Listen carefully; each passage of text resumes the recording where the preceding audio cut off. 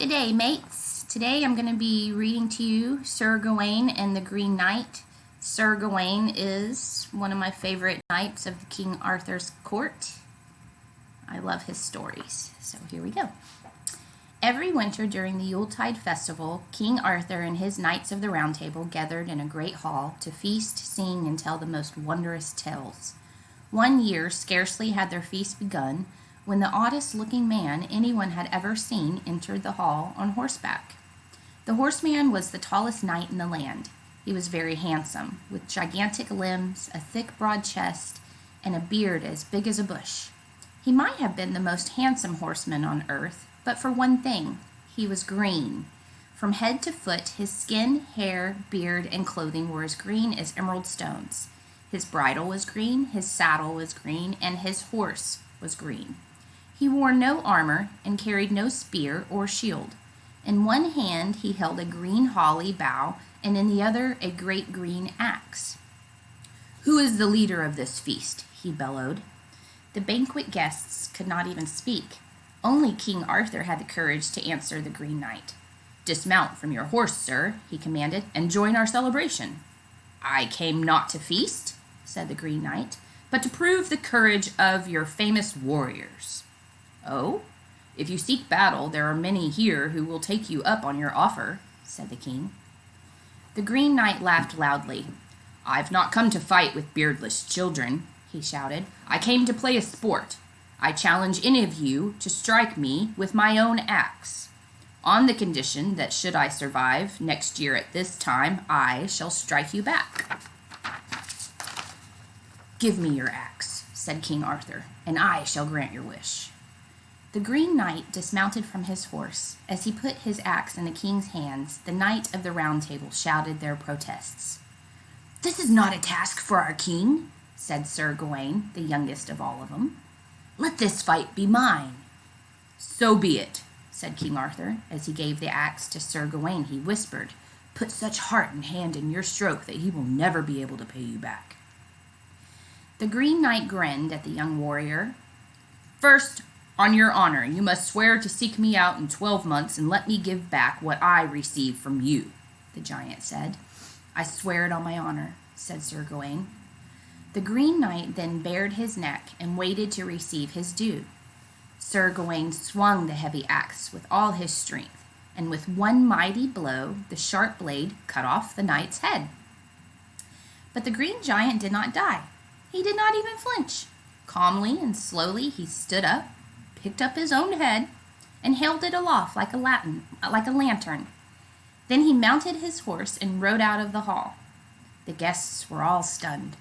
Before the Green Knight had passed from sight, the severed head called out to Sir Gawain, "Remember, in a year's time we meet again. You will find me on the day of New Year at the Green Chapel. Do not fail to keep your promise, or you will be dishonored." And what's the most important thing to a knight? Honor.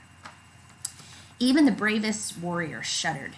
Preserving a knight's honor was more important than preserving his own life. All knew that in a year's time, the Green Knight would cut off Sir Gawain's head. Over the next months, the young knight dreaded the passing of each day. He watched winter turn to spring, spring to fall, and on the eve of All Hallows, he knew it was time to begin his long journey. Sir Gawain bid farewell to his friends and kinsmen. Then, wearing full armor, he left Camelot and began to wander far and wide in search of the Green Knight. Sir Gawain climbed many hills and crossed many rivers. He valiantly escaped dangerous wild beasts and savage men. In the winter cold, he slept on naked rocks and endured sleet and snow. On Christmas Eve, Sir Gawain found himself lost in a great forest. No paths could be seen, no voices heard. He prayed for help. Then, as he raised his eyes, he saw for the first time an opening between the trees. Through this opening, he spied a castle on a distant hilltop shining in the glow of the waning winter light. Sir Gawain reached the castle before nightfall. The drawbridge was lowered, and the guards of the castle announced to their lord that a wayfarer had arrived. A tall, sturdy knight and his fair lady came out to greet Sir Gawain. They convinced the youth that he could not spend Christmas alone, and with the bears and the wolves, but must join them for their holiday celebration.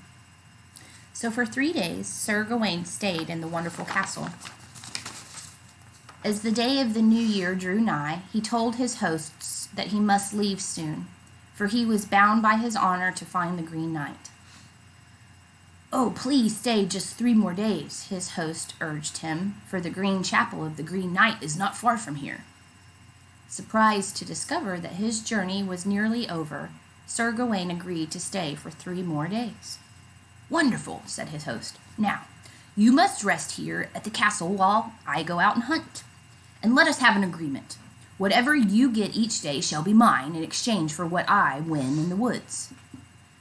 Sir Gawain did not fully understand this agreement, but with good faith he went along with it. The next day the lord of the castle left before daybreak with his huntsmen and hounds, while Sir Gawain rested in his chambers. Soon the fair lady of the castle entered Sir Gawain's room. She confessed that she had fallen in love with him, and she begged him to take her away.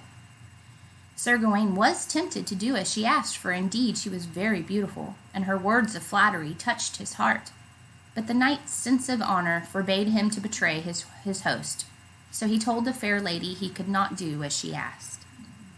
The lady only laughed merrily, and on her way out of his room she gave him a quick kiss. And that night the lord of the castle returned with a deer, and he gave it to Sir Gawain. According to their agreement, the young knight was supposed to turn over whatever he himself had gotten that day. So he gave the lord the quick kiss given him by the fair lady. The next morning the lord set out to hunt again, and again in his absence his wife visited Sir Gawain and begged him to take her away with him. And again the young knight fought hard against the temptation to do as she asked, and again his honor prevailed. The fair lady only laughed merrily, and then gave him 2 quick kisses as she left. That night the lord returned with a boar, and he gave it to Sir Gawain in exchange for the 2 quick kisses the knight had received that day. The 3rd day was cold and clear. Once more the lord went hunting, and once more his wife tried to tempt their guest, but failed. This time, though, before leaving his chambers, she gave Sir Gawain a green silk belt fringed with gold. "Know that whoever wears this belt has the power to make any weapon harmless," she said. Sir Gawain did not want to take her gift, as he did not think it honorable, but he was overwhelmed by the fear of losing his head to the Green Knight. So he accepted the magic belt in hopes that it would save his life. Later that day, the castle lord brought home the skin of an old fox and gave it to the young knight. But this time Sir Gawain did not keep his part of their agreement. He kept his green belt concealed and did not offer it to the lord of the castle. That night Sir Gawain slept poorly, for the next day was the day he had been dreading. Before the rooster crowed, bringing in a stormy New Year's Day, he rose and carefully wrapped the green belt around his waist. Then he mounted his horse and set out to find the Green Knight through the wind and snow. A servant led Sir Gawain toward the Green Chapel of the Green Knight. In the early gray twilight, the two climbed rugged cliffs and crossed dark moors. As the sun rose, the servant prepared to leave Sir Gawain at the mouth of a valley winding between snow-capped hills.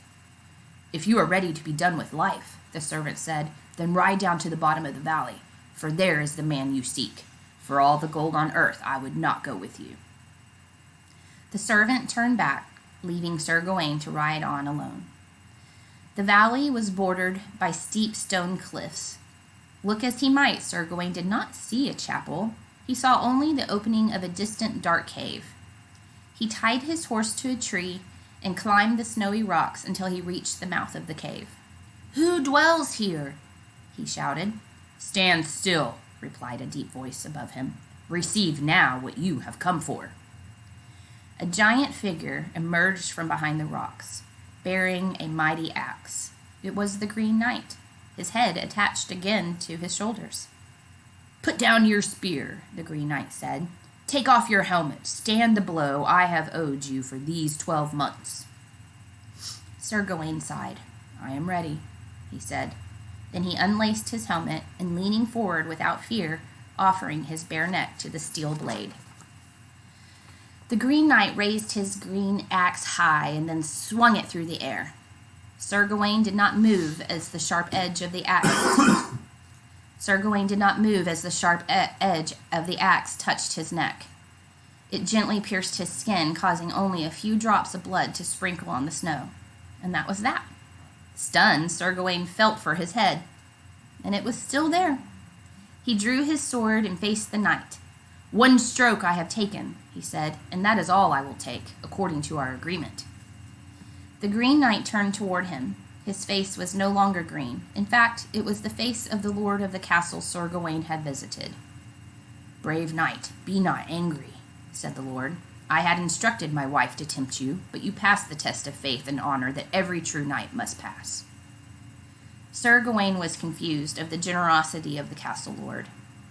"Cursed be my cowardice, for indeed I was false to my word," he said. "I kept this green belt from you." He unclasped the belt and held it out to his host. "Nay, you must keep it," said the castle lord. "I know already of this deceit, and I have punished you for it by slightly piercing your neck. You must keep it forever to remind yourself of your adventure with the Green Knight." Sir Gawain hung his head sadly. "Ah, but this belt shall always remind me that I failed through cowardice," he said.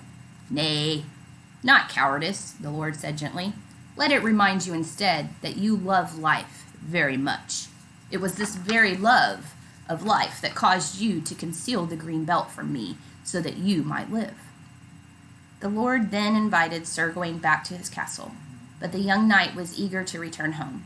He said goodbye, and homeward he rode. Many days later, all of Camelot welcomed Sir Gawain with great joy, as if he had just returned from the dead.